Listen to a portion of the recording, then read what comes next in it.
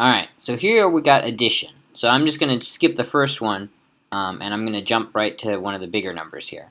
So the thing to remember about adding fractions is that the denominators always have to be equal in order for you to add them. So if they're not equal at the start, then that means you need to make them equal by multiplying each of the fractions by 1. But it has to be a 1 that makes sense. So what I mean by that is, if we want to get, well, maybe we should do the first one just to remind people how to do this here. So let's see. So let's do this.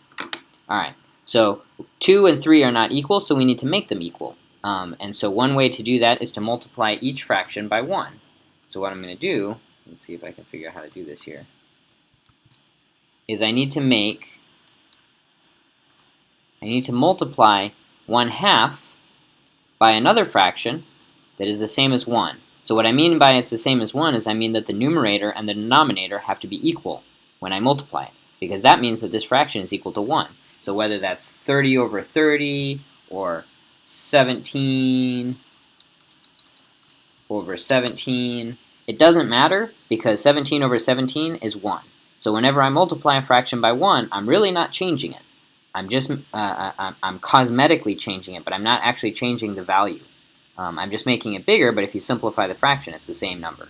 So I need to do that to bring the denominator of this guy and this guy to be equal. So the cheapo way to do this, the kind of the dumb way, let's say, the naive way to do this, is you multiply this denominator by this denominator, and you know they're going to be the same.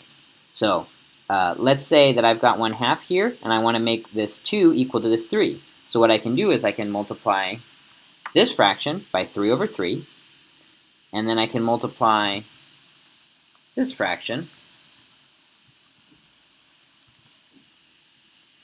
by 2 over 2. And let me shrink this down a little bit here because it's starting to get a little bit tricky to read. There we go. Okay, so what I've done is I took, this is the original problem, and I want to get this denominator to equal this denominator. So what I'm going to do is I'm going to multiply this fraction right here by 3 over 3, because that's this denominator, and I'm going to multiply this fraction by 2 over 2, because that's this denominator. And so what do you get? Well, over here, you're going to get 3 times 1 is 3, 3 times 2 is 6. So I get 3 over 6. And then I can remove this stuff. Now you'll know 3 over 6, if you divide 3 by both sides, the top and the bottom by 3, it's 1/2. So this is just 1/2. I haven't really changed it. So then this one, I'm going to multiply. So 1 times 2 is 2. So this would be 2. And then 3 times 2 again is 6. And so I can remove that. And so there's the new problem that I've created. And both of them now have equal denominators. So now I can add them. And you'll notice I really haven't changed them. All I've done is increase them. But if I simplify this fraction, 2 over 6 is still 1/3. 3 over 6 is still 1/2. I'm just changed the denominator so that I can make it easier for me to add them. Okay, so now I can add them. So the denominator is going to be 6. Because when you add fractions, the denominator stays the same. As long as the denominators are equal, then this denominator is the same. And then the top, I just add. 3 plus 2 is 5.